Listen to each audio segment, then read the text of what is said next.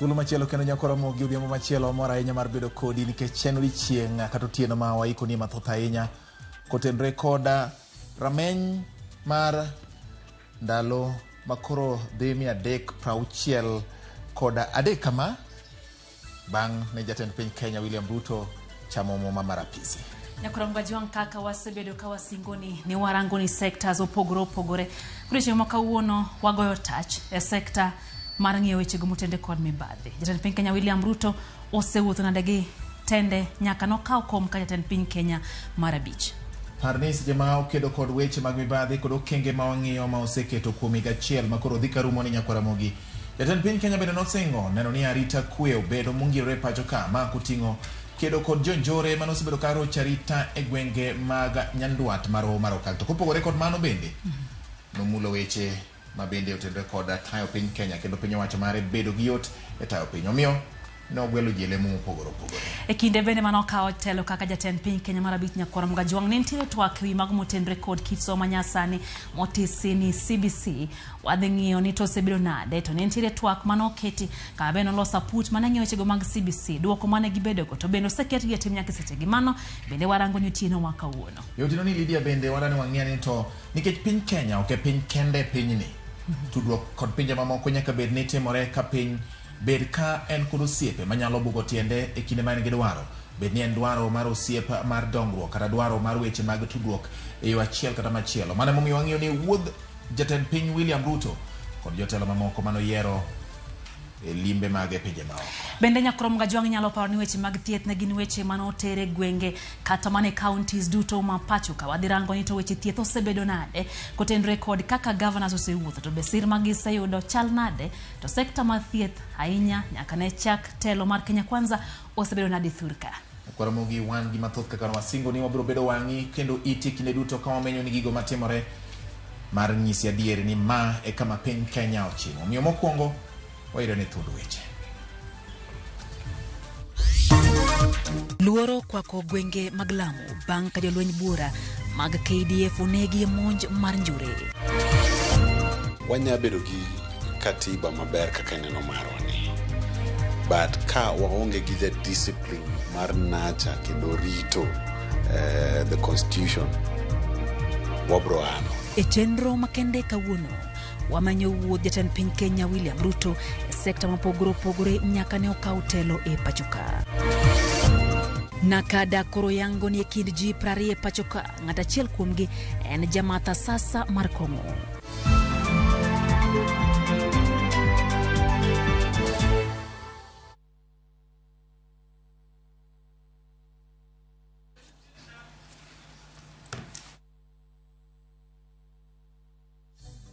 Erokamano nyakoro Ramogi kuom keto Ramogi TV mana kaka wasing'isi ni wan gi mathoth ahinya ma kore thuolo mar mondo ing'e adieri kuom gik mosetimore chiegni ka koro dhi higa achiel mar tenda William Ruto.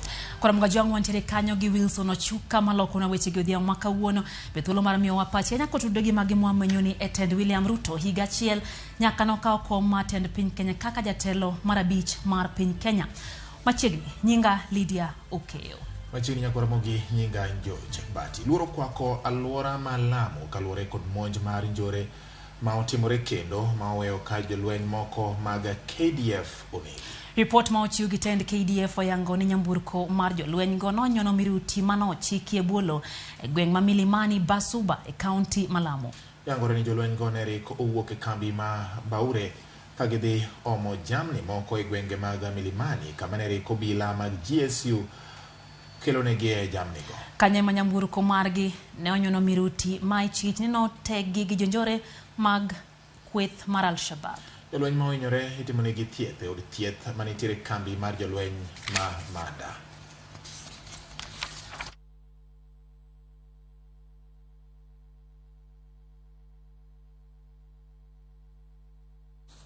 Emago mag siasa Nyakoronga juang jatenda Azimio la Umoja One Kenya Raila Odinga otimo romo gi moko kuom governors maya alwora nam Lolwe emago OIMORE boma ma Kisumu odiochieng' ma kawuono kata kamano weche magilose to ok giyange lela. Romono mano kawo seche madirom 3 kama ling'ling ma wayudo en ni romono ne ogoye mbaka e weche mag dongruok e counties mayudore e alwora mar nam Lolwe karanyisi en wach mar sekta mar sukari kod mwandu mamoko. Bang' romo jatenda Azimio la Umoja One Kenya Alliance nowuok ma ok otwak gi jofwambo. Gavana ma Kisumu Anyang' Nyong'o mane oten gi gavanas mamoko lero ni kata obedo ni tend Kenya Kwanza tiyo gi mbi mare e sero gavanas kod josiasa maketo piny owacho tesre gin giwegi gichung' motegno kendo gingirore e Azimio la Umoja. Let's talk about a lot of economic issues, transportation on the lake, how we can link our ports and beaches like used to happen the East African Community Days, what investments are needed, investment in agriculture, particularly research, and the access to capital. And I think those are pertinent issues that will perhaps come out in a communique eventually as a report of this meeting. Komiti matatu wa kikinda Azimio la Umoja One Kenya kod Kenya Kwanza oyango ni giseyudo mana lipode 142 kowuok kuom jopiny kendo koro gichano kolo lipodego mondo giwinj pach jopiny. E kin ripodego 29 gin manyocha ochwal achiel kachiel ne od bura, 5 no or achiel kachiel log tich matwak Bomas of Kenya kamago mane ore yor mbui mar email gin 121. Aput mang'ado rieko ne komiti no dhi loko ripodego ne ikruok mar romo mar komiti no odiechieng' mar wuok tich. The total number of memoranda that were received was as follows. Had delivered to Parliament buildings, 29. Had delivered at Bomas of Kenya, 5. Via email, 121. None via the post. So a total of 155 submissions that we have received. We have given the technical teams an opportunity to go through this memoranda within the week, and we will be coming back here on Monday to receive the reports of the various memoranda and then be able to make a decision on the way forward. We're even asking the members of the committee take it upon themselves to cut down on any possible travel because time is restricted. It is strictly of the essence so that we can try to do justice to the task ahead of us. I want to thank those Kenyans who have already submitted their memoranda. And we Cecily talked of a deadline, but we looked at that issue, say the committee is not going to be difficult on the timeline. If there are people who have not submitted the memoranda, they should feel free to do so, to submit and proceed. Nyakuramga juang, jo Kenya moingo dhano milion 4 koro seyangi ni tia sasa kod yedhe mamero ganda.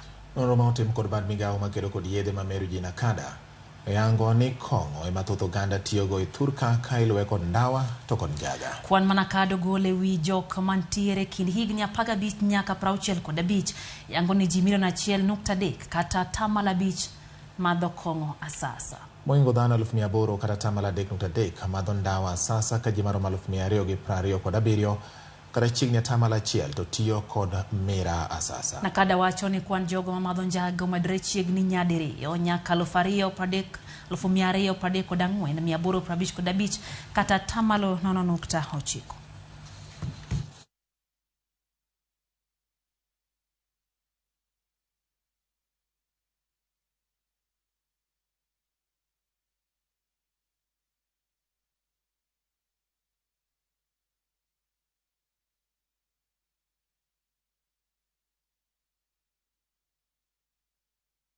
Dakika inaviro Nyakuramga juang bang sadek marotieno wakao thuolo machuok kende kapok wakelo ni chuny twak mar higachiel mar tenda Kenya Kwanza. Kakoro wadago ane ni to higachiel mar tenda Kenya Kwanza ni chalo nade Nyakuaramogi erokamano kuom kete Ramogi TV kendo yiero mar bedo kodwa kendo yudo ng'eyo kokalo Ramogi TV weche manyien mag OIMORE odhiambo makawuono. Kabende wayudane samoro jok madiponi oselidhonwa ote mage matin e kinde ni ma wakao yweyo marwa mokwongo.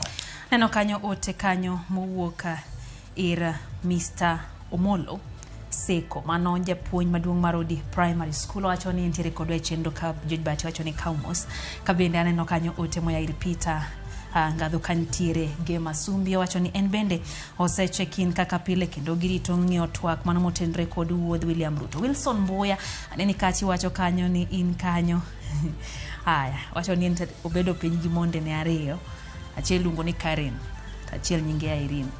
Giwacho ni gite ikete mana ka gin Ramogi TV. Erokamano ahinya ne jomo kete Ramogi TV. Kama aneno kaendi, aneno ka Vin M-Pesa wacho ni Mosna Lydia kinamora nyaka kukelo weche manyien adimba udhiambo makawuono. Weche manyien mag OIMORE chopo e yo makare. Makamu bendo ndiko ka wacho ni en owuon kong'iyo weche mag jatend piny William Ruto, wacho ni en oneno mana ka gin mana siasa lilo. Wacho ni Mosna Jokenya Nam joma kelo development go kagoyo weche mag ODM e kanise ginto okaneka nitire kamoro ber moro mabiro mbele. Oganda Jokenya nyaka koro makre. Anyeto Jokenya Nam nyaka makre kendo tigi dwol achiel nikech CDF kachiel kod devolution nyalo kelo ber maduong' koponi oganda otiyo maber. Omiyo mano en olemo ma wanyodho kendo wachamo mane okedne gi Raila Odinga. Mano makamu wacho kamano. Aya, Eunice Adhiambo wacho ni Ramogi nyale.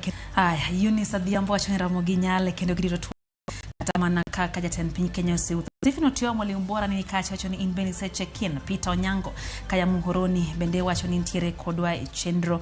Ameri Nyaru mwalimu ni kacha wacho ni in bende kaka pile ntiere kodwa e chendro. Aneno kanyo Alan Tindi wacho kanyo ni mamagi Mary Tindi kanti nyal kinyi giduto gintiere kanyo kendo girito mana weche gomotenre kod wuodh William Ruto kaka jatend piny Kenya marabich. Pastor George Marodi bende wacho ni ntiere kodwa kaka kendo mora inyagi kaka wakelo weche manyien. Wacho ni kaka wago mbaka kendo wago ne oganda Jokenya nyikora Ramogi Ajwang rameny e chigni gachiel mar tend William Ruto miyo ji bedo gi ng'eyo ni gin singo sigana telo dongruok lokruok bende biro ne oganda kendo oneno ni waketo gi ayanga yo maji koro ng'eyo kaka piny Kenya ringo.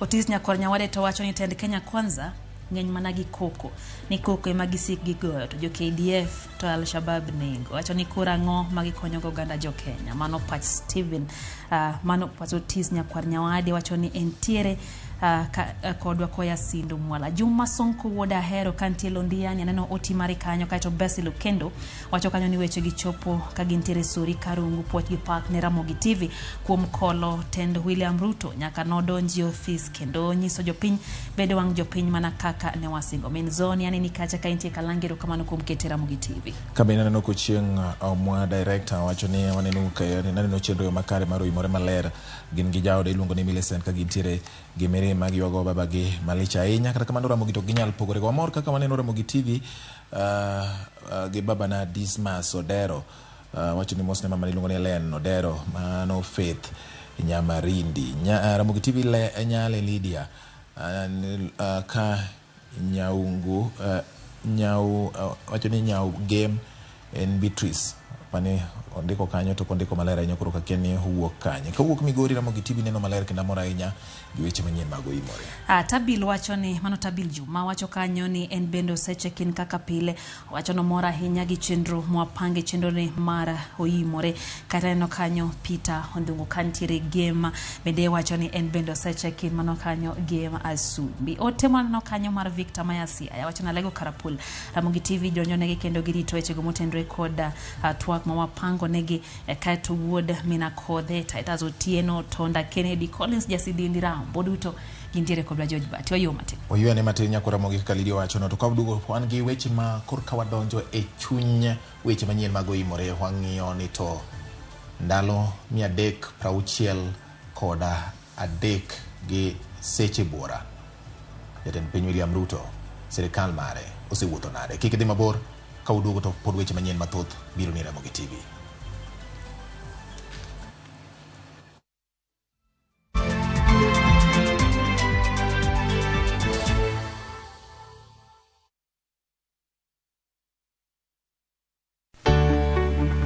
Mar maua, pidho jamni, magite gin yore mag pur. Be inyagori kod kute e puodho. Mchele nigi value addition. E pur gi ohala, walimo jopur ma opogore. Challenges ng'eny e pur generally. Egime jopur iluongo ne janego. Ka wafwenyo ni yore makare mag pur kendo waduoko penjo mora mora. Pogruok mane malich kata maduong' kind dhiang' mar ring'o gi dhiang' mar chak. Motenore kod weche mag pur kod japur. Kwaseketo manyien to sama wapitho cha be nyaka wapith gi DAP. Wan nyaka gi kanuna Manya thika mongo. Riwri koda lori nyaka Black e chenro mar pur gi ohala. Tich adek ka tich adek, saa 1:45 otieno.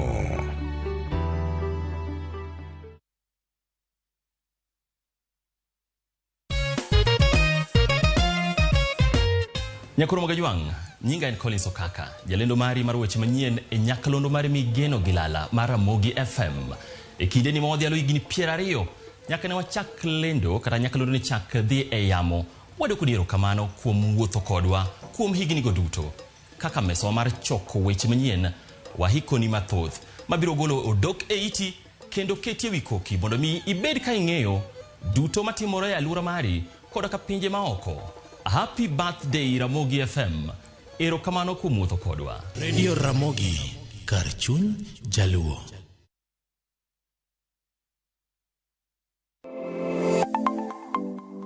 Nyakoro Mogajwang, ginengo mar ngima mamedo hidho. Ben ng'eni pok mari nyalo kelo ni yuto mari. Talent ni no nyaka iswete. Ok ni en talent ni koro irie tiendi ni talent koro biro no. Ng'ato ka ng'ato nitere gi pok mare mana Nyasaye omiye. Iyudo kata mana nyuola kwirni kik idhi nyis ji, to kok inyiso ji ng'ama biro ng'eyi onge. Chieng' tich ang'wen chakre saa 2:30 nyaka saa 3 mar okinyi mar mondo mi wamiyi jip makare kalure kod pok mabende intiere godo. Omiyo tudri kod an Sharon Ong'ao. Chieng' tich ang'wen chakre saa 2:30 nyaka saa 3 mar okinyi e TV mar Ramogi kwa kilo ni chenro mano mar pok opogore.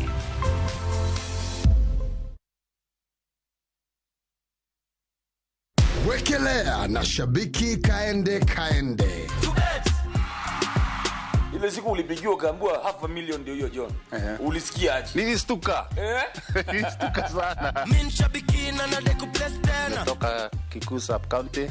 Kazi yangu nafanya kazi ya agent. Sasa wakati nilipigiwa simu, sikuamini. Ndio kwanza ulipigia nani baada ya kupigia bibi yangu nikamwambia ni mimi ni mshindi. Kesho ujitayarishe tunaenda Nairobi. Nilikuwa nataka kufunga kuku. Na hiyo sasa ndoto yangu naona kama imetimia. Wekelea na 50 bob pekee for a chance ya kuomoka na 500k. Lazima kaende, yende kila wiki. Mina dai wote twende hivi. Play responsibly. Betting can be addictive. Not recommended for persons under the age of 18. Authorized by BCLB. License number 416. It's another holiday and the little ones will be all over in your space. Why not let them meet Tilly, AJ, Kim and Pendo for some great inspiring stories in the Hummingbird Tales? You know, as we grow up, we can change what we want to do. And for parents, sit back and let the little ones enjoy their favorite cartoon on Viusasa, the safest place for kids' content. There's a lot more to learn. Dial *487*1# or visit viusasa.com to renew your subscription.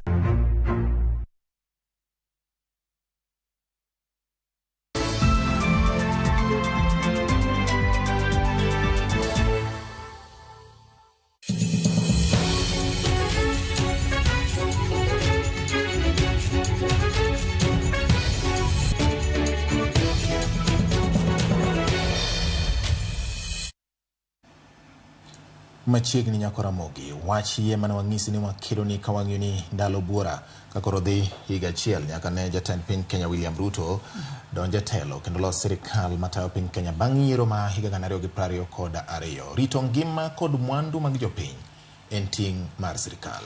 Kata bero jatend piny Kenya William Ruto nochawo muma mar chopo dwaro ni mar chik nyakoro Mogajwang piny owacho mare osebedo kod pek kaluwore kod kidienje mopogore opogore mag rochruok arita moseneno nyaka nokawo telo. En ang'o ma sirikal nyaka tim mondo thir rochruok mag arita?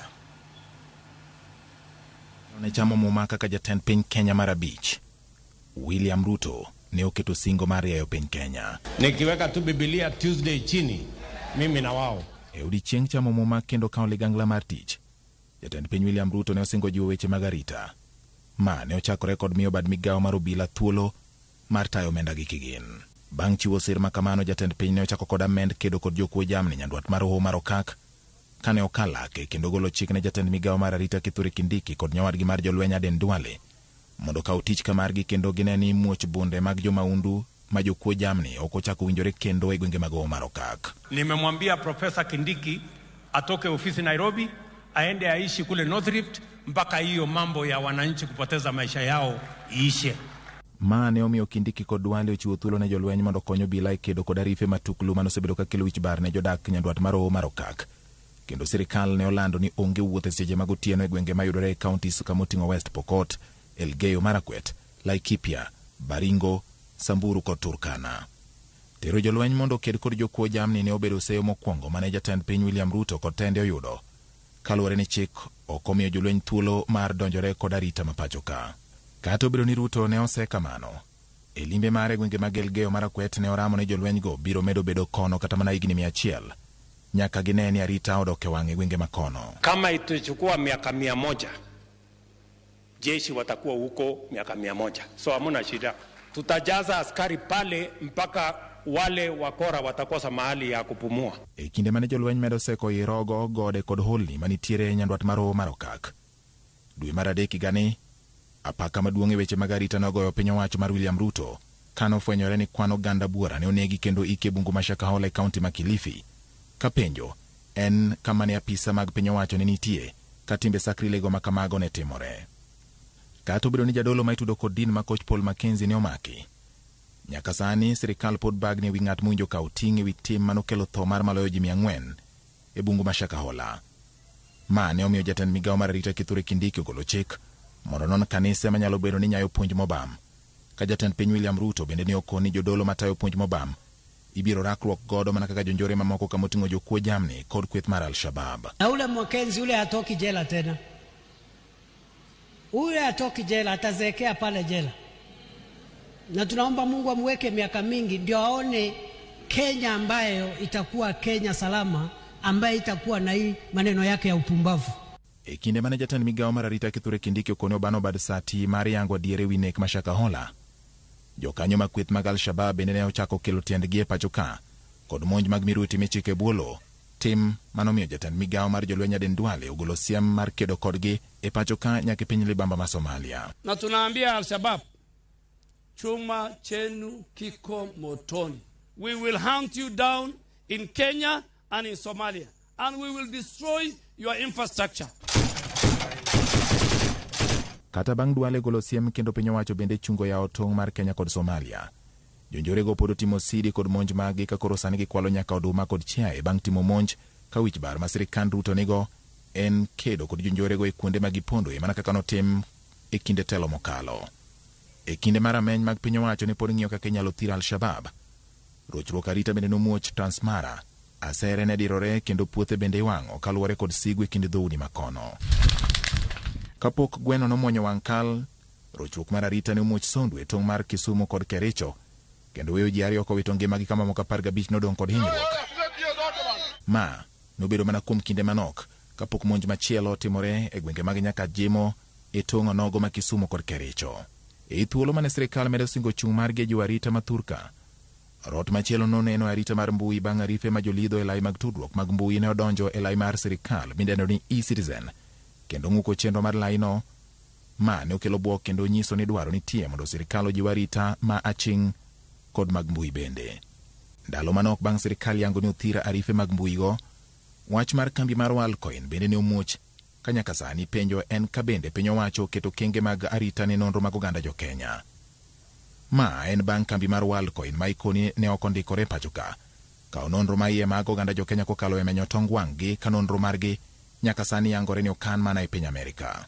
Kata obedo ni piny owacho ne osingore mar rito ngima kod mwandu mar jopiny, tend William Ruto bende noyudo seyo e wi kaka ne girakore kod jopiny manodhi e ng'anyo ka ging'ur e wi pek mar ngima ka obila nose kuom tiyo gi teko mathoth ma okelo tho mar jopiny, to Ruto bende nose kuom pako obila ni ne otimo tich makare e rakruok kod jong'anyo. Ka koro tend Ruto tieko higa achiel, ting' ma pod gin go en yango ne jo Kenya kaka nek ma Shakahola nobet, kaka gibiro thiro kweth mar Al-Shabab, yango malong'o ne oganda jo Kenya gima ibiro tim kod nonro margi manokaw kod kambi mar Worldcoin ma nyaka sani okan mana e piny Amerika e kind weche mamoko.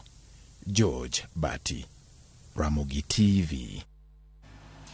E higa achiel mokwongo e tend William Ruto, gin okenge mage ma osego e bwo tend William Ruto.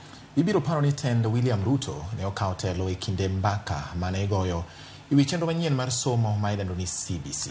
Nyakoro Mkajwang' wuotho osebedo nade kaka jafwambo mar Youth Mundi leronwa matut chal mar sekta mar somo e bwo tend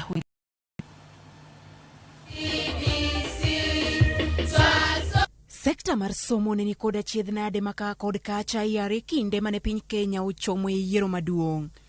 Gichung' mar manen jatend migawo mar somo machon Professor George Magoha ni somo mag junior school owinjo teri e skunde sekondar.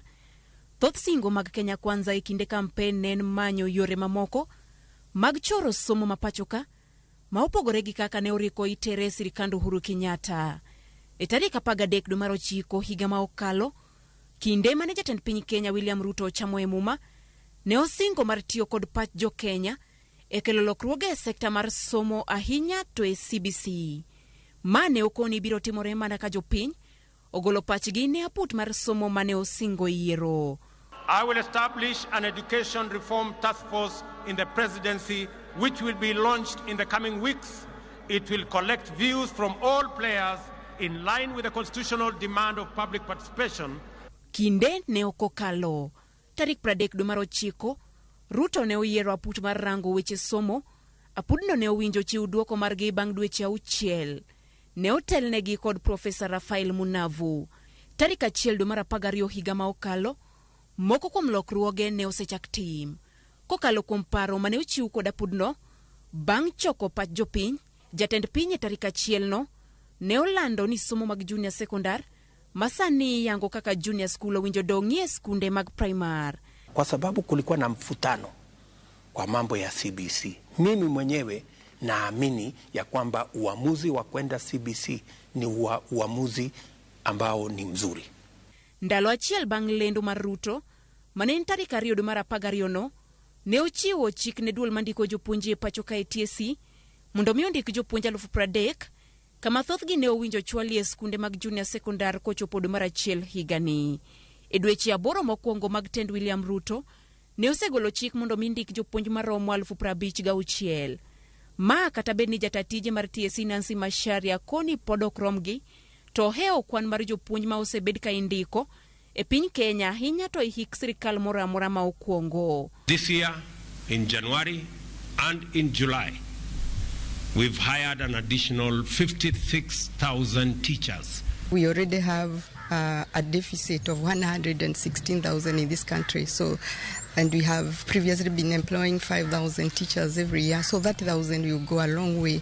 Chiwo chiemo ne jopuonjre e skunde. Ne oriko ichiwo ne jopuonjre maromo 1.6 Piny owacho mar Ruto osebedo katiyo machiegni kod tend counties ahinya to mano ma Nairobi. Kendo jopuonjre manyaka sani yudo sir mar chiemo ochung'ie 4 million e pacho ka. We want to increase the number of students under our school feeding program from 1.6 million to 4 million. Paro mar aput mane oyier kod jatend piny bende ne oriwo loko yo ma ichwalo go omenda e kuonde tiegruok mamalo. Apudno ne obiro kod paro manyien mar chwalo omenda ne kuonde tiegruok kaluwore kod kwan jopuonjre ma gin go kaachiel kod somo ma gikawo.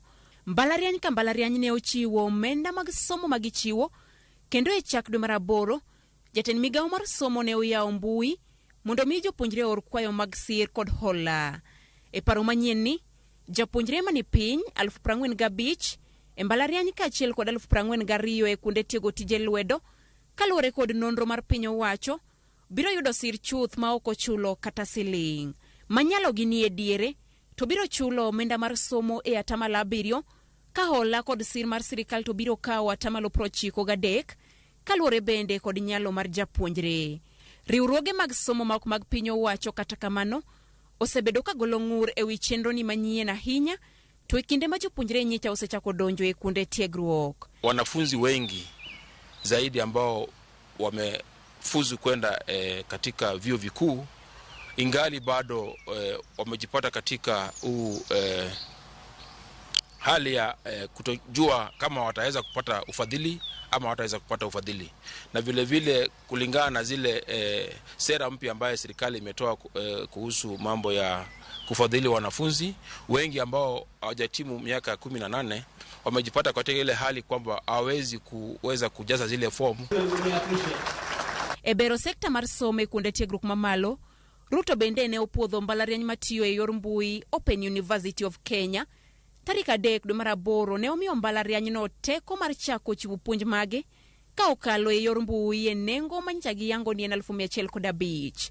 The objective was to increase access while reducing the cost of university education in order to finally deliver 100% transition to higher education, whether it is transition to our TVETs, whether it's transition to our VCTs, whether it is our transition to our universities. That transition must happen so that we can continuously sharpen our human capital and use it to drive the prosperity of our country. Kopogore kod sectors ma piny owacho ma Ruto semulo kod lokruoge, moko kuom paro mag aput ne oriwo dwoko piny kwan mag somo mag CBC, golo oko keto e rang'iny skunde mag sekondar, tiego jopuonj kuom higa achiel kapok omigi andika mar TSC, kaachiel kod tiegruok mar dweche 3 bang' tieko senior school, dweche 9 bang' tieko mbalariany e kind mamoko. Gi higa achiel kende to kit somo mar CBC dhi rang'iny machielo mar senior school, pod piny owacho mar Ruto kosegolo paro moro amora, kata bed ni moko kuom paro mag aput to ne omulo senior school. Judith Omondi, Ramogi TV. Jatenda piny Kenya William Ruto donji apisi kaka jatenda piny Kenya mar 5 wamanyo ni chal mar kedo gi mibadhi ahinya to ndamo ma osego gi bede migepe mago mag piny owacho makedo gi mibadhi e pacho ka. Ramogi hogo ni mbaka gi jakom mar duol makedo kod mibadhi e pacho ka Bishop David Oginde, moko kuom jokanyo mag riwruoge makedo ne ratiro mag oganda kod jolony e weche mag chike mar luwo kenge ma piny owacho mar William Ruto osekawo e kedo kod mibadhi e pacho ka. Bang' kawo apisi kaka jatend piny Kenya mar 5, achiel kuom weche manosingo miyo pek ne en dino rode duto mag mibadhi e pacho ka kendo neno ni omenda mag jopiny otigo e yo makare. Kata kamano, bang' kawo kom kaka jatend piny Kenya, moko kuom buche mane tudo jotelo mane sire lwedo nowito oko. Kuom ranyisi, ogai mar jomin buche nowito oko buch mibadhi mane meno jalup jatend piny Kenya Rigathi Gachagua katude gi mibadhi mar omenda maromo shillings bilion 7, ka omenda maromo shillings milion 2 manodinne nikech weche mibadhi bende nogol. Jaohala Humphrey Kariuki mane odonjne gi ketho mar rem chulo osuru maromo shillings bilion 17 nowit buche oko kendo kambi mare manolor nikech burano bende noyaw. Doho nowito oko bura mane tudo jata tije mar kambi mar pipeline Joe Sang gi mibadhi mar omenda maromo shillings bilion 1.9 nikech mano mawachore ni onge mar neno moromo. Bura mane tudo jatend migao mar kit chwech Aisha Jumwa gi mibadhi mar omenda maromo shillings milion 19 bende nowitoko. Buche jata tije machon e kambi mar Kenya Power Ben Chumo kod gavana machon ma Nairobi Mike Sonko bende nowitoko. Wito mag buche go nokelo ng'ur koya kuom riwruok mar okinde ma pachoka The Law Society of Kenya. Ngire Hastings Winston Opinya okotho gendo nondiko oboke moro ndalo machon ni constitutions without constitutionalism. Tiende ni wanyabedo gi katiba maber kaka neno marwa ni, but ka waonge gi the discipline and the habit mar nacha kendo rito the constitution, wabro anono. Jasiasa paro ni en ruoth moro malo ka magimo wacho e chik as opposed to chik mo bedo olose bunge as opposed to katiba. Koro problem wa en mana bad manners. Machieng mo bro weo bad manners mo ngeni one under rule of law, not rule by law. Makoro miyo duol makedo gi mibadhi e pacho ka EACC dwaro mondo mi migi teko mar tero buche mag mibadhi e doho ka ok ginywanda pis jomin buche. Ka chik nyalo miwa teko mondo mi kawasetieko case investigation to atere court moriere mondo mi cases go kik leo kapod warito ni DPP ema nyaka tere court. Jakom duol makedo gi mibadhi e pacho ka Bishop David Oginde oloko lwete wach wito mag buche go. Cases mane ogol okanyal wuoye nikech ne okang'eyo mokwongo kaka notergi e court kod kaka ogolgi nikech ok ne gin cases mag EACC. I would give Oginde a benefit of doubt mondo ang'e ane to dwa timo nang'o.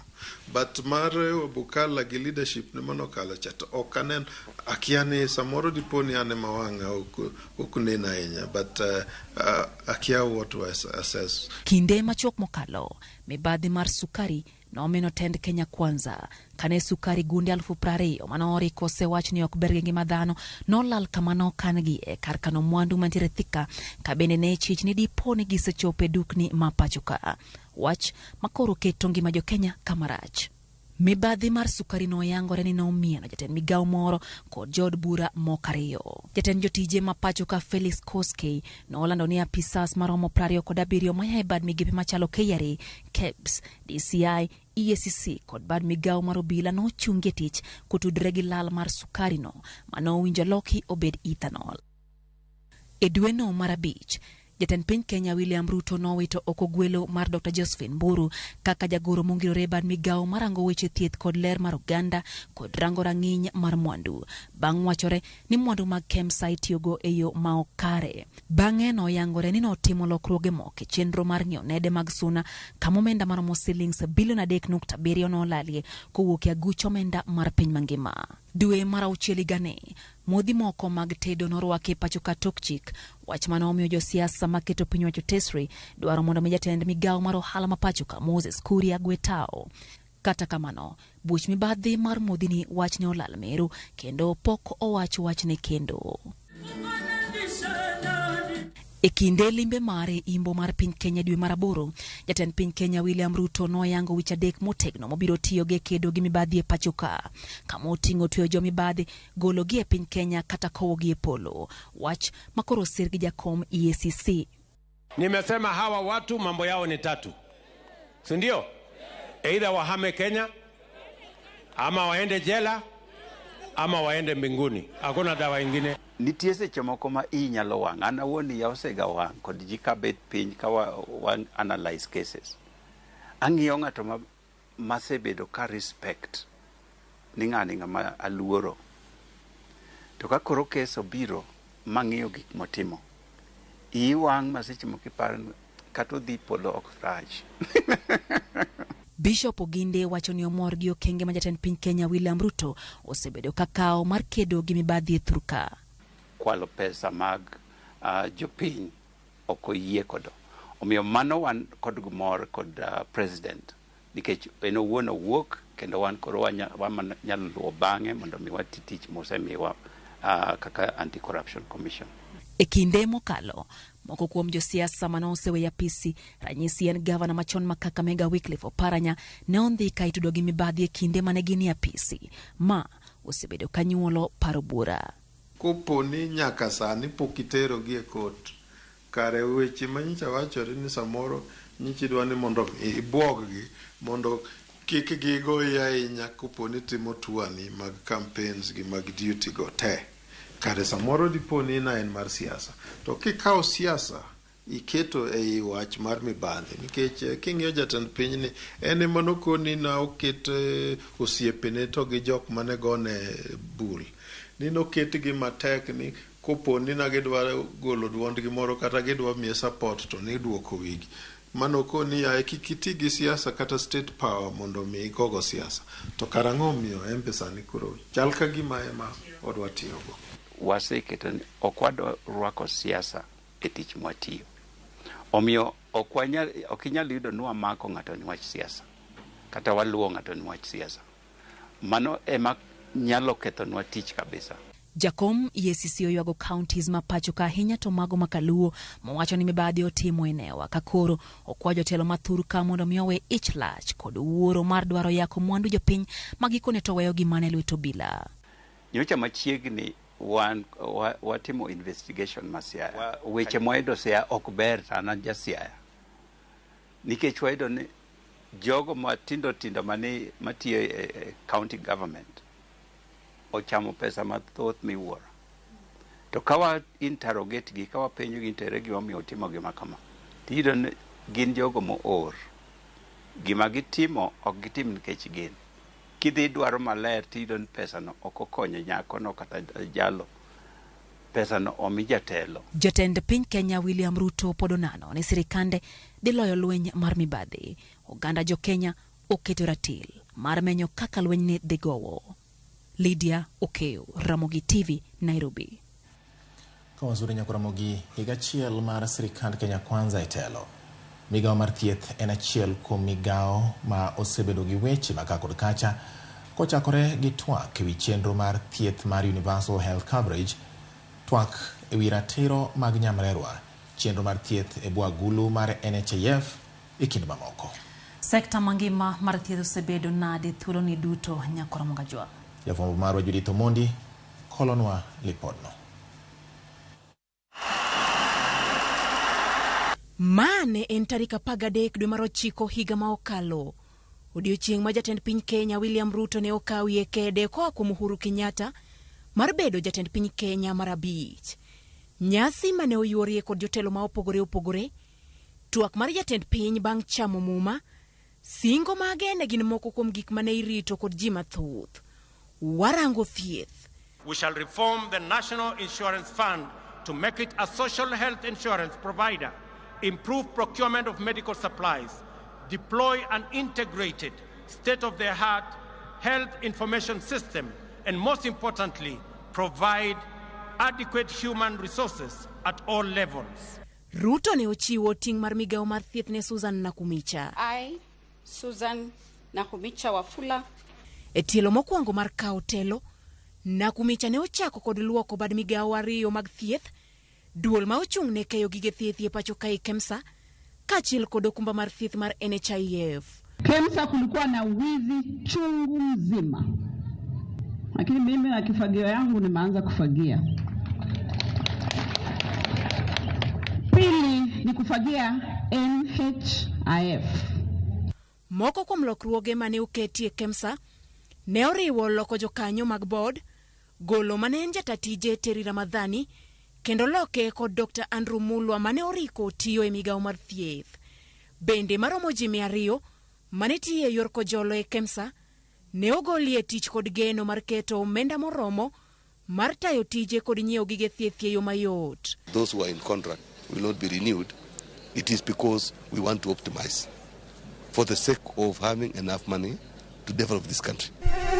Bang' dweche matin, yamo mager kata kamano ne orawi e KEMSA. Orak mar nede mane ochiw kod riwruok mar Global Funds, mibadhi ne omieno.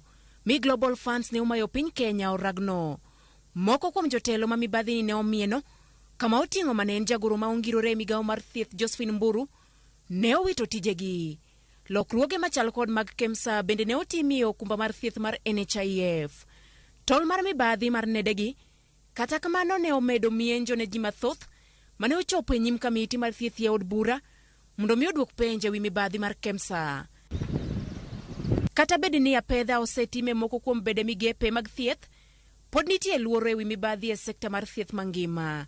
E lipod nonro mane ogol kod duol ma ochung' ne kedo gi mibadhi e pacho ka dwe mar 5 higani, yangore ni sekta mar thieth ma otelo kod mibadhi e pacho ka ipimo kod sektas mamoko.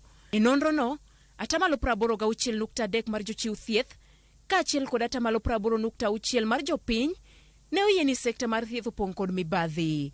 To e dwe mar 8 higani, romo mar jotend migepe kar jot mar jatend piny e boma ma Kakamega, jatend piny Kenya William Ruto ne otelo ne jotend migepego e yie kod paro mar chwalo paro 4 mag chike maka opuodhi gi od bura.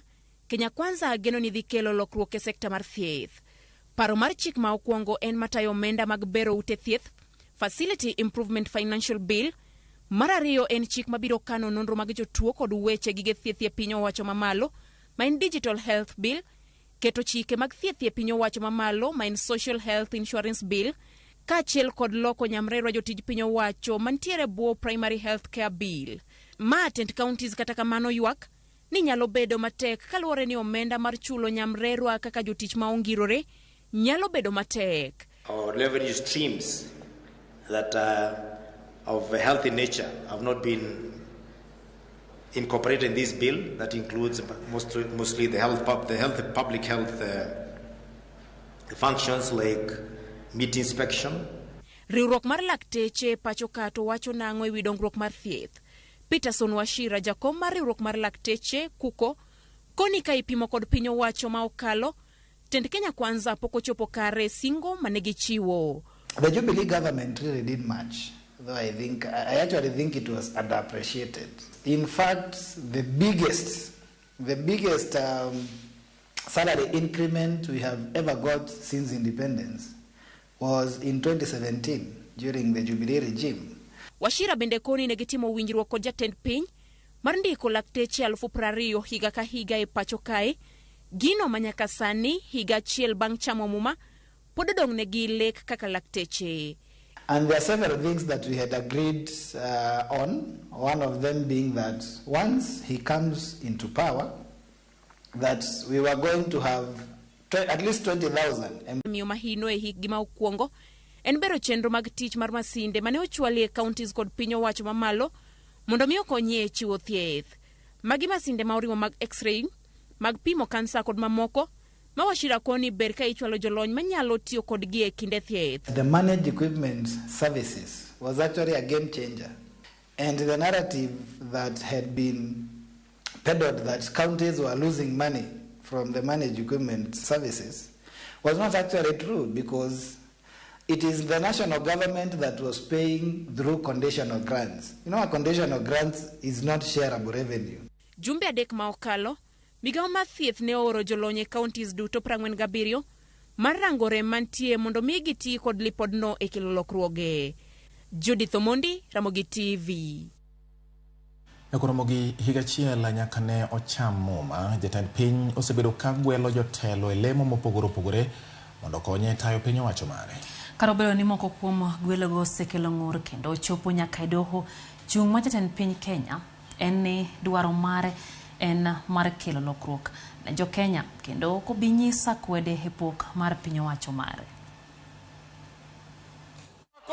Ndalo achiel bang' chamo muma kaka jatend piny Kenya mar 5, William Ruto nochako tich gi mbi ka odhi ataro mar chung' mar jal manokawo kuom telo Uhuru Kenyatta kendo ng'ado mar puodho gwelo mar joyal buche 6 kaka joyal buche mag doho mar Aywagra. Mana kadiemo wang'i okinyi mar tarik 14 mar 9 2022. Joyal buche go moting'o Weldon Korir, Aggrey Muchelule, Jojo Dunga kod Ngire Joel Ngugi e kind mamoko ne ochamo muma e par jot mar jatend piny. I, Muchelule Aggrey Muchelule, Judge of the Court of Appeal, do swear.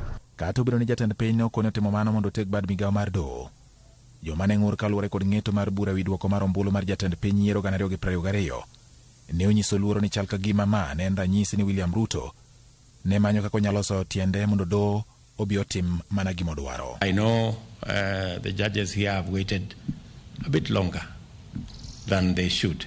Bang' ne nyiso ni koro chako tich ayanga kendo koro teko ni e lwete. Wich bar mane koro jatend piny nigo ne en loso piny owacho kokalo yiero jotend migepe kaluwore kod singo manomiyo joma nobugo tiende e kinde kisera mar ombulu kod kaka dwaro mar chik en. Juma achiel tok chamo muma, tarik 27 dwe mar 9, jatend piny ne oyango nying ji 22 mane odhi tiyo godo kaka jotend migepe kod ji 2 mamoko moting'o Attorney General kod karan mar buch jotend migepe kendo chwalo nyingego ne od bura.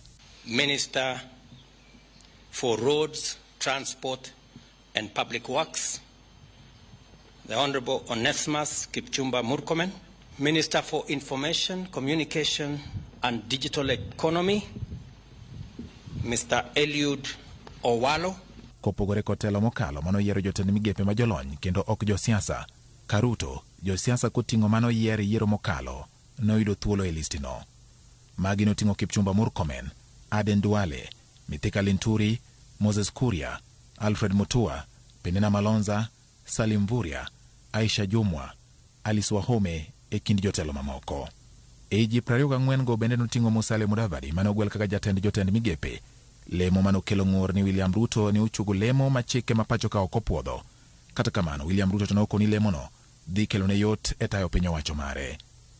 E kindeno bende penjo nowuok gima omiyo jatend piny ne ogwelo nyaka moko kuom jotelo mane ni kod buche doho, ka bende penjo ne en ka bende oluwore kod kidieny mar 6 mar chike mapacho ka mang'iyo weche mag bidhruok.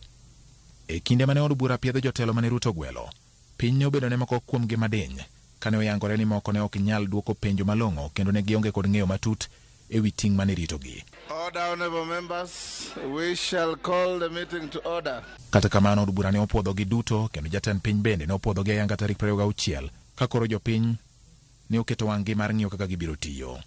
Tarik 27 dwe mar 10 jotend migepe manyien ne ochamo muma ayanga e par jot mar jatend piny.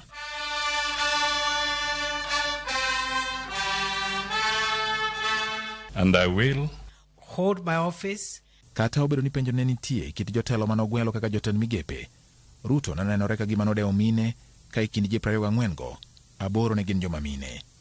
Magi noting'o Aisha Jumwa, Rebecca Miano, Alice Wahome, Soipan Tuya, Penina Malonza, Susan Nakumicha, Florence Bore kod Masi Wanjao. E kinde romo mane jotend migepe kete kokgi e orak mar rang'iny mar tich, jatend piny owuon ne owuok kawacho ni moko kuom jotelo manoyiero kaka jotend migepe nindo e tich. Many people maybe mistakenly think that it is a ritual. And that is why people resort to the old incompetent excuses. Whenever things are not clear, they are not aligned, you are not sure what our commitment is. Kata kamano, onge lokruok moro amora mosetim ne buch jotend migepe nyaka ne piny owacho mar William Ruto ka otelo. I, Evans Odhiambo Kidero, being appointed the Chief Administrative Secretary. I, Isaac Maigwa Mwaura. Moko kuom jotelo mane jatend piny ogwelo to sulwe magi nonimo kama gioting'o jolup jotend migepe kata CS 50 bang' do ne ng'ado ni lemogo koluwore kod pen chik. Ka nyaka sani pod girito ka bende chieng' moro rot nyalo neno mondo gidonje e apise magi. Jotelogo ne oting'o Evans Kidero, Fred Outa kod Nicholas Gumbo mane nitie kind ji 50 manowal ni lemo mar bedo jolup jotend migepe. Kata obedo ni kweth mag Ruto ne oseyo moko kuom apisas mag arita ne donjore e yiero maduong' mokalo, jatend piny William Ruto nomako dho ji mathoth kane owalo General Francis Ogola mane otudo kod temo gajo yiero mare kaka jatend jolweny manyien ma pacho ka.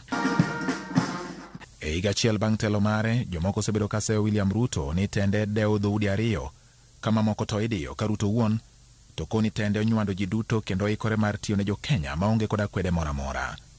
George Bati, Ramogi TV. Poda madogo ni Tarubin Nyakoronga Juanga. Bang' tend Kenya Kwanza donje apisi jatend piny Kenya William Ruto osebedo katimo limbe pinje maoko kaka yor gero osiep e kind Kenya kod pinjego, ywayo joket mwandu kod medo keto mbi e kind jowetene. Kata kamano limbe mar Ruto e pinje maoko oseyudo kwet kaluwore kod jotend pinje ma bende chwele mo piny Kenya kata doko ni chung' margi dhi ataro kod riwruok mar pinje piny mangima UN. Jafom mara Walter Nyambaga rango matut mise mag Kenya Kwanza kod limbe mage e pinje maoko. Mana kaka jatend piny moro amora nyalo bedo kod chenro mag tego ng'iyo, jatend piny William Ruto yudore opara manyime mar timo limbe pinje maoko mar lombo joket mwandu yudo hola, manyo sir kod chopo kare tije kaka jatend piny. Dweche 9 mokwongo bang' donje pise kaka jatend piny, William Ruto ne olimo pinje 21.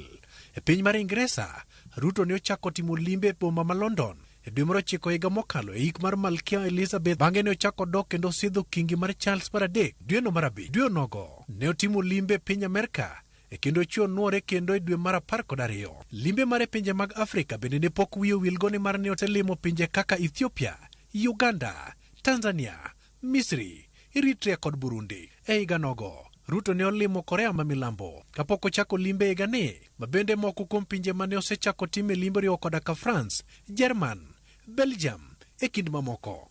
Limbe mag pinje mag Afrika higani oriwo koda ka piny Senegal kanyakla kod pinje mag Afrika ma Milambo. Ruto senenore ahinya ka keto maino limbe mochomo pinje mag Imbo moriwo koda ka Amerika, Ingresa e kind mamoko. Pogruok dibed kanye ka irango ni China en piny mosejolo Kenya okang' mar rieya e yor ohala. Jagoro mongirre migawo mar weche ma ok Dr. Korir Sing'oei wacho ni Ruto onge paro marach gi kit limbe mage. These visits really suggest to us that number one, President Ruto is committed to multilateralism, that his policy is balanced. He has a relationship with both the East and the West, and that especially on the matters such as climate that we are confronted with right now, there's really no binaries. We need to bring the East and the West and Africa to work together. Ruto sebedo karwako welo pachoka, nyaka mamoko kuom gi ng'ure kind pinje, to kod riwruok mag pinje. Ranyisi en limbe mar jatend piny Iran, Raim Rais, tarik 12 dwe mar abiriyo igani. We are struggling to be balanced. And because you don't want to lose the Chinese just because the Americans are not happy. So I think there is a fear element that the Americans can really mess you up. That's the fear part. So you have to be nice to the Americans. There is also the concern the Chinese are delivering. Iran also exports quite some goods from Kenya, particularly meat and meat products, and some livestock vaccines that we manufacture out of Kevevapi. Ruto bende osegolo ng'ur mar soko wang' riwruoge mag pinje machiwo ola ne pinje mag Afrika mondo yode chike ma itiyo godo e chenro mag olago. We also made it clear that we are aware of the unjust configuration of multilateral institutional framework that perpetually place African nations on the back foot through costly financing, which plunge our economies into debt trap and deny them resources needed to mitigate and adapt in response to climate change. Bende osebedo ka oseyo yo ma iwacho ni pinje madito nyiso goda chai pinje mag Afrika e kinde mag timo limbe ahinya e romo mokelo kanyakla pinje mopogore opogore. We have made the decision that it is not intelligent for 54 of us to go and sit before one gentleman from another place. And sometimes we are mistreated. Did he get in the bus? Oh, okay, but he had complained about a previous event. Ewi twak motegno mar William Ruto kalure kod lwenje mokwako DRC, South Sudan, Gabon, kata Niger, kuom ranyisi tarik 28 dwe mar abiriyo igani. Jalony munene wacho ni Ruto dwaro ni mondo nen kaka jaloso mang'ula mar Afrika gine mamiyo koro iketo Kenya rang'i kendo ka okier to Kenya nyalo yudore chuodho. There was no thinking in the Ministry of Foreign Affairs or the National Security Council, which is almost a side ministry. Some people there should have said, hey, Mr. President, please, this one is trouble. Profesa Munene Macharia mar United States International University Africa kendo sonjonwa rieko kuom maling'ling ewi okenge ma jatend piny William Ruto kao ahinya ne pinje ma oko kaka pinyno mar Iran, South Korea to kod Russia. Limbe marekete kaka jal makoro dare winjruok kod pinje mag Imbo kendo dok yo wuok chieng' kendo chung' mar wi lweny mar Russia to kod Ukraine bende kelo liet bang' limbe mar jatend weche ma oko mar Russia Sergei Lavrov tarik 29 dwe mar adek igani. Limbe mar jatend weche ma oko mar piny China Wang Ying tarik 22 dwe mar abiriyo igani. Limbe machielo ma bende piny Amerika ne otimo mar Senator Chris Kun. For Kenya to be seen to be one of those places trying to make Iran acceptable, that's trouble from the Americans. Kalore kod weche mapusore kowuok e dho jotend migepe kaka mar ohala Moses Kuria to kod jawadgi mar weche ma oko Alfred Mutua kuom ranyisi tije buora e piny Canada kod Amerika to kod weche mag ohala mar China Square mane odwe Moses Kuria. Jalony dhingo weche gi kinde ma jagoro mongirore weche ma oko Dr. Koresi Ng'wei okonegi loso chike malong'o lwasi mag tije pinje ma oko bende dhi kelo suru ne Kenya. And then his minister of trade, not even defense or foreign affairs, Minister of Trade seems to have a license. Let's invade Sudan. Kenya and Somalia cannot afford to read from different pages. Tarik 28 dwe mar abiriyo igani, Ruto ne oketa genga ne jotend migepe kod jogoro mongirore kuom wuodhe ma oko masaka sa gino ma bende ne obedo mbaka lure gi chal mar ochumi. We have 70 missions abroad. Okay? All of those missions generate business for Kenya, and we must engage with those missions quite actively, and so invariably we will be able to to travel. Ruto bende odunyruok godo kuom bedo nyakaka ewi ng'wano chenro mag dongo Afrika kuom ranyisi mane otimore KICC mar chal mar kor lwasi mane obede ming'ei. Statement made at the international stage captures global attention, and he likes that. Ka irango kwan mag omenda ma itiyo godo e wuodhe ma dhi pinje ma oko, nonro mag jago bajet e pacho ka oyango ni apis jatend piny ne otiyo gi kwan omenda maromo silings milion 56.2 e nus mar iko omenda mar 2022-2023. E kamano ne en medruok mar silings milion 20.9 kipimo kod higa mar 2021. Jatend piny William Ruto mane ochamo muma e dwe mar chiko higa mokalo, apise ne otiyo gi omenda ma ok tin ne milion 46 e kind dwe mar 10 nyaka dwe mar 12. Mano en medruok mar silings milion 12.7 kipimo gi mane jatend piny machon Uhuru Kenyatta ne otiyo godo e thuolo maket kod mano e boi komenda mar 2020-2021. E komenda mar 2023-2024 apis no ketne bajet mar omenda maromo milion 266.6 ma en medruok nyadidek kipimo gi bajet mokalo. Jo Kenya pod oketo wang'e mar rango olemo magiko ni dhi nyuol gi limbe to kod osiep ma sirikal timo kod pinje ma oko. Walter Nyambaga, Ramogi TV.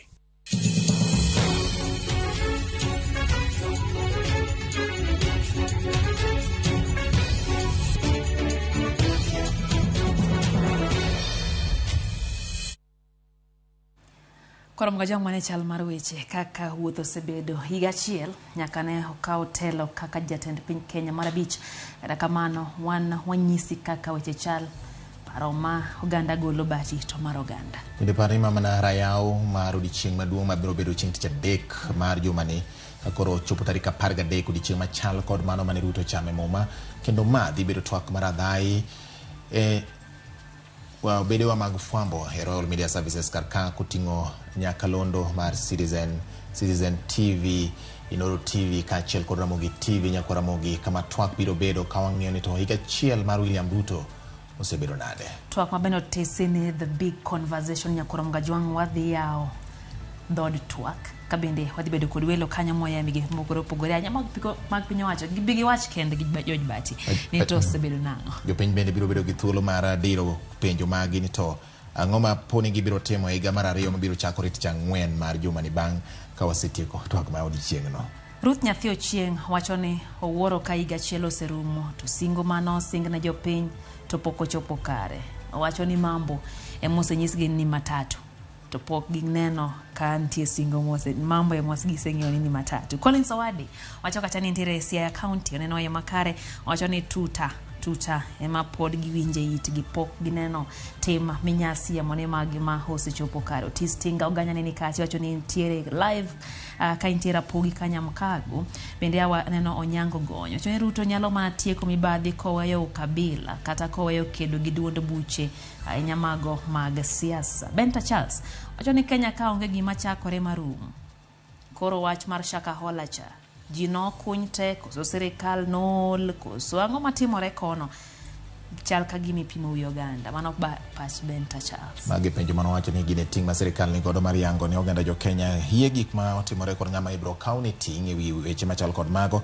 Lawi Masaga Soja wacho ni oneno yo makare kendo giwinjo ka gintiere dala mar Sirare kod Ruth Goga Mangere gi Sheila Nyarabandu gintiere kono. Kasto Ivan Sagai wacho ni amor kaka ukolo track record mar sirikand William Ruto. Wacho ni sekta mar weche mag somo winjo rangi maber nikech future mar piny uyiengora ahinya weche mag somo kod kaka itayo chenro mag somo. Kasto Bishop ma Woodgod kwero wacho ni Ramogi TV nitiere dala mar Kademo ng'er gima miye luoro ne sirikand bottom up ni pok oneno kama mamboga gi jo boda oketi lemo mano singnegi omiyo koro mane gima miye luoro. But gima jatend piny nowacho ni mambo bado mano nowacho ndalo moko chien kucho ni mambo bado koro pod wadito ni obiro bedo bado nyaka karang'o. Kasto Shemu Otho Soja bende wacho ni kaluwore kod kaka wakolo ne sigana e weche ma otenore kod tend William Ruto kuom ndalo mosebedo e telo en bende koro chunyo oseidhore ni obed jafwambo kendo oseikore ni kaber koro dhi bedo jafwambo machiegni ni sama Koranja wacho ni Bati gi Lydia Amor kaka aneno ka okelo weche manyien ka bet gi familia na Mos kendo awinjo kaka weche manyien dhi nyime koting'o Nyairu Minaus gi nyithinde Aus Cynthia kod Byron Bramwell gi Aflin. Derek Opio wacho ni nitiere ka tiegruok mar Ongo University ya wacho ni Ramogi TV chopo negi maber gin kanyo gi min gi Emilio Love giduto gi wacho ni piny Kenya ni kama tek. Tata Sotieno wacho ni corruption mantie Kenya ka ok birumo. Kae taneno ka Chris Nonyango wacho ni Kisumu Ramogi Tv lera ahinya openjo mane Kenya ka dhi kanye. Irene Josaya wacho ni Lydia Gibati wach Kenya pek maratari otamo dhoga wacho. Waywe bati. Oyiene Lydia. Ramogi ka waduogo pod wan gi mamoko miyo med mana kete Ramogi TV.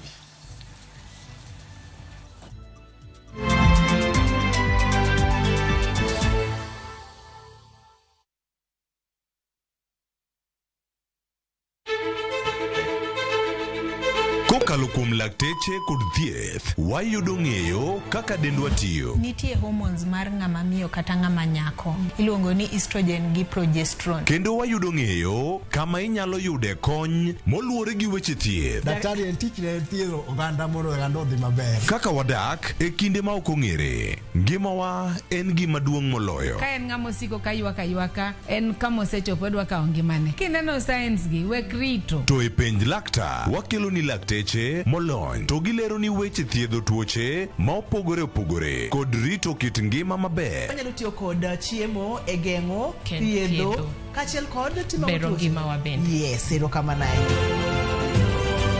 Penj laktar kokalo Ramogi TV kama wacho ni ngima en mwandu. Wuok tich nyaka tich abich chakre saa 12 odhiambo nyaka saa 1 mar otieno. En chenro ma kik bai kata matin.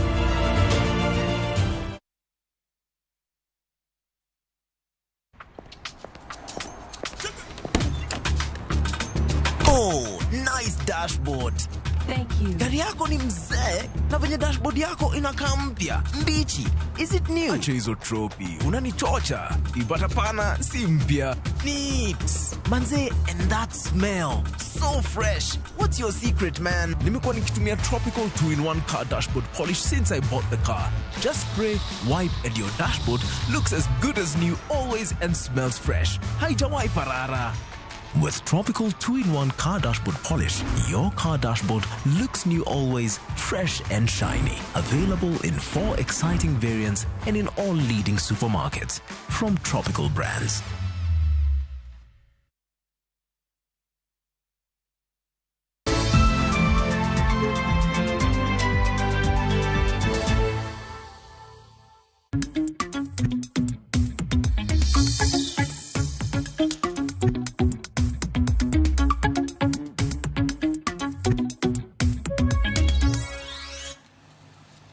Machiegni kendo nyakora mga jwang' wangeni mago hala jatend piny Kenya William Ruto koro lieko chakruok mar chenro mar yawo ne jogo maonge kod aguche mag bengi chako chiwo hola ne piny owacho kokalo e bengi maduong' e pacho ka.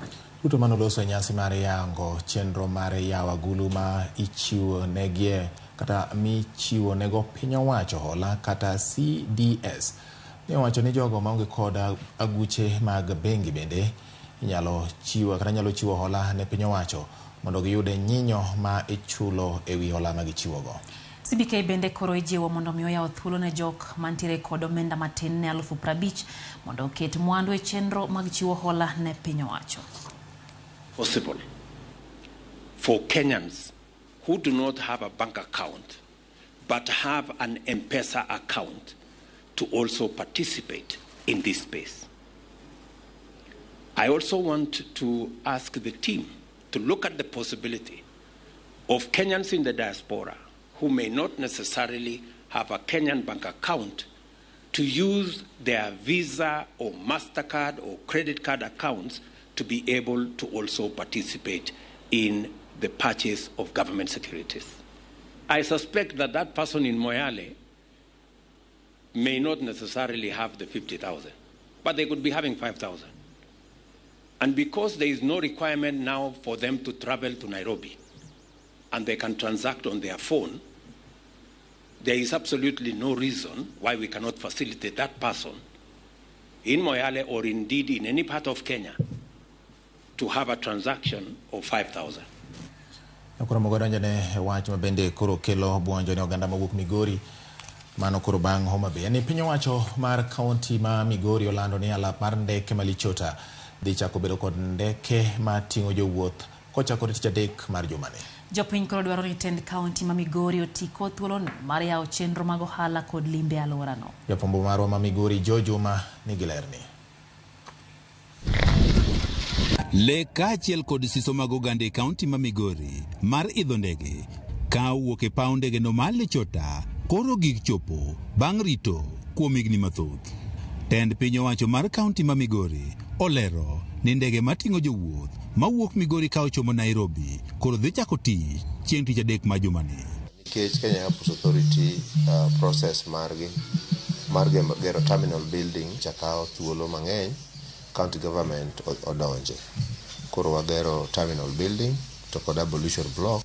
E seche ma irito mondo ndege mating'o jowuoth ochak tich e paw ndege ni, dwaro maduong' mar oganda en ni biro mar ndege ni koro kochiw mana yot e yorego mag wuoth kende, to koro yawo yorego mag ohala kaachiel kod limbe. Conjunction gi tourism department oningo gi enlist kata gi enlight ji about tourist sites makorwa koni kaka thim Lichoinga. Jok matimo ohala mar lupo e nam bende koro nyalo tero rech e yo mayot.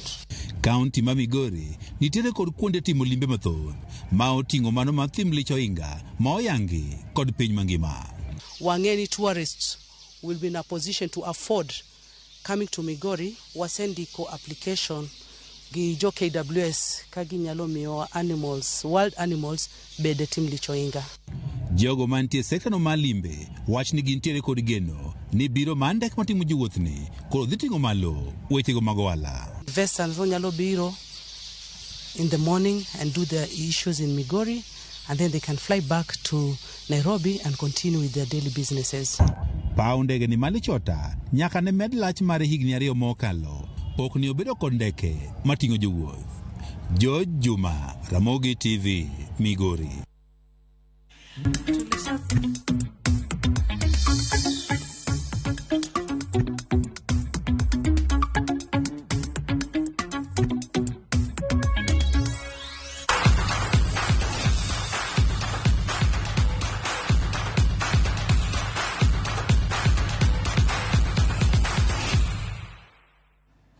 Wadonjo weche mag tuke kama Small Simba FC joloch mag tuke mag Chapa Demba gwenge ma Kisii bang' loyo tim mar Ichuni FC gonde 3-1 ma Sameta Grounds e kaunti ma Kisii.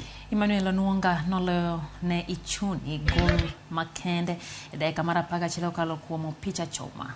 Bang' jotugo wuok e yweyo, Small Simba yudo gol mapiyo kokalo kuom Omoyo Elijah. Rashid William nomedo mar 2 kapok Alex Nyabweri medo mar 3 e dakika mar 63. E kidieny mar nyiri, Kisii Queens noloyo Moteiribe gol 1-0 e finals. Victoria Sports Academy nobedo joloch e kaunti Masia ya bang' loyo tim nyiri Majera Girls gonde 3-1. Victoria ne yudo loch margi kokalo kuom gonde 3 manolo gi jatugo Leila Awuoro. Final kind rawere mayawuowi no bedo gi ng'ikruok kendo chungi bang' johera mag timbe 2 mag Ambira Mobimba gi St. Peter's Wagai Mixed rodho kendo lao jakudh firimbi. Ningependa kuwashukuru kwa kuleta ushirika wenu, ni kwa ajili ya kutusaidia katika hizi talenti zetu, na nitawashukuru sana kwa sababu hiyo ndo chance ambayo nimeitumia, na nitajua hata siku nyingine kwamba talent yangu siku nyingine nilifunga magoli 3 ni kwa sababu ya Chapa Dimba. Naweza sema ni bahati sana. Juu ukiangalia players wengine wanatoka kwa familia maskini. So pesa kama hiyo like 10k ni pesa mob sana. Inaweza sustain maybe familia for a month or so. Kuna wale wako shule kama huyo goalkeeper ni mwanafunzi yuko 4th, unaelewa challenges za preparation exams, pia kuna hizo fee balances. So nadhani atakuwa amesaidika sana.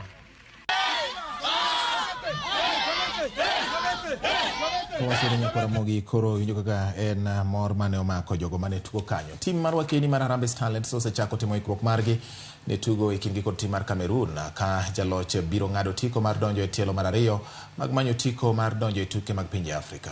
Tim no mitayo gi kocha Beldino Demba osechako timora Kuyalap Makasarani ka jotugo 16 osedonjo e tiegruok makamano. Jotugo mamoko mane ogwel ahinya matugo e leagues mayudore e pinje maoko biro riwore gi jowetegi mag Starlets. Starlets biro wuok pacho ka chieng' tich adek kendo tugo gi Cameroon tich abich kapok giduogo kendo bago ne Cameroon tuge pacho ka tarik 23 dwe ne.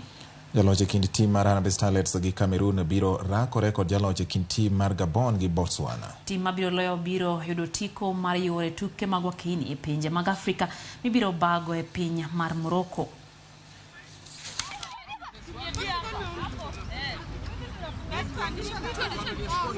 Afrika ma milambo nochako gi loch tuke mag rugby pinje duto bang' loyo tim mar Scotland points 18 kuom 3. Tim mar Wales bende norodho Fiji kapok Japan dwanyo Chile. The Springboks magin joloch mokalo tuke